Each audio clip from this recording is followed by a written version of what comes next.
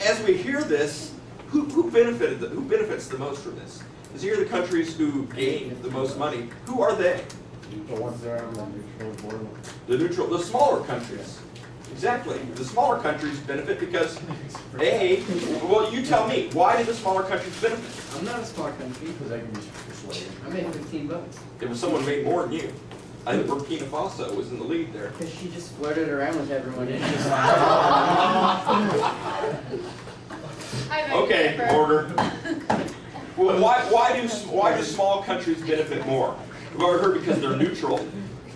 Because they cheat the system and just take Because if everyone's they're money. neutral, then the more people enter them, the more likely they are to vote the other countries' ways. So if the countries who want them in the past get together and offer them money, they'll get her vote. Exactly.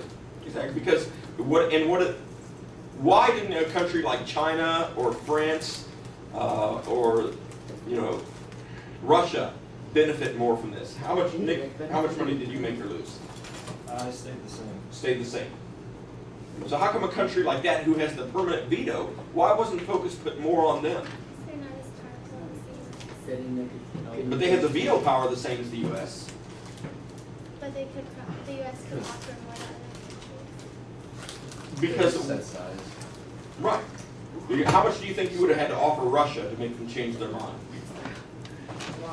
A lot, exactly. So how much would that leave you to offer other countries for the vote?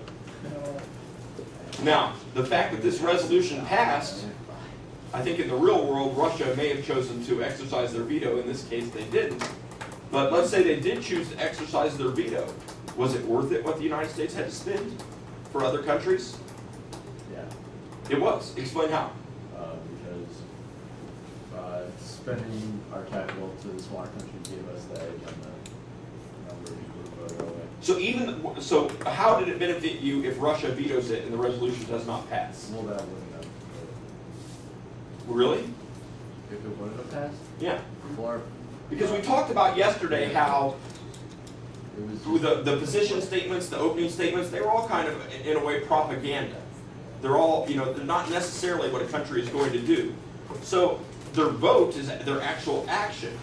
So if all these countries vote for it and Russia's the only one who votes against it and vetoes it, what does that look like to the rest of the world about Russia?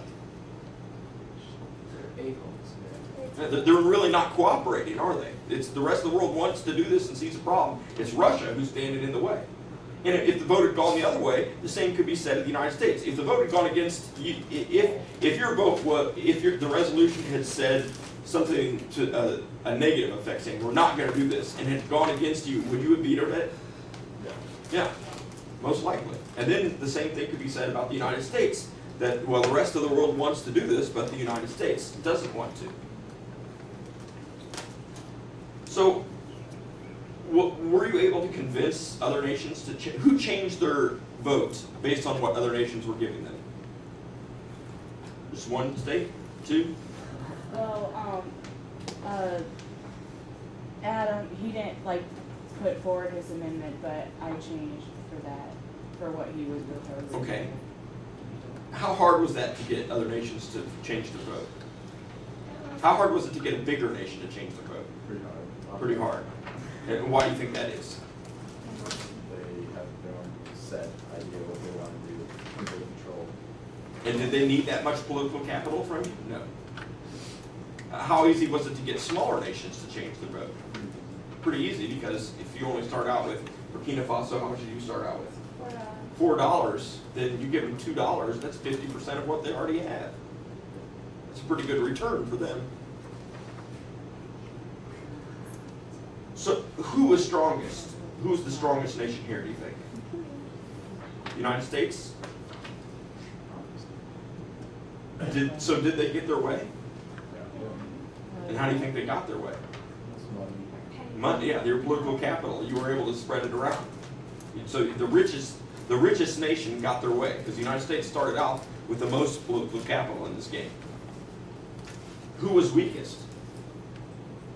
Who was the weakest country starting off? Burkina Faso had $4. Did anybody have less than $4?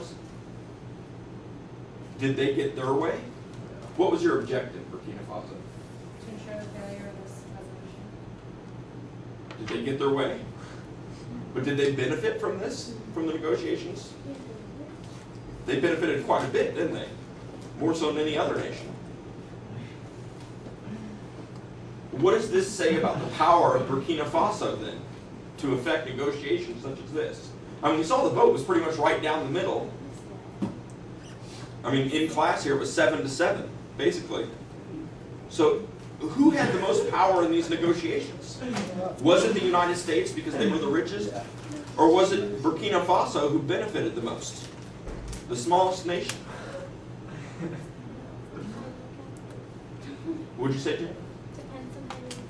Depends on how you look at it. Depends on how you look at it? It's like you could say they benefited the most because they got the most money out of it. You could also say the U.S. benefited because they got what they wanted.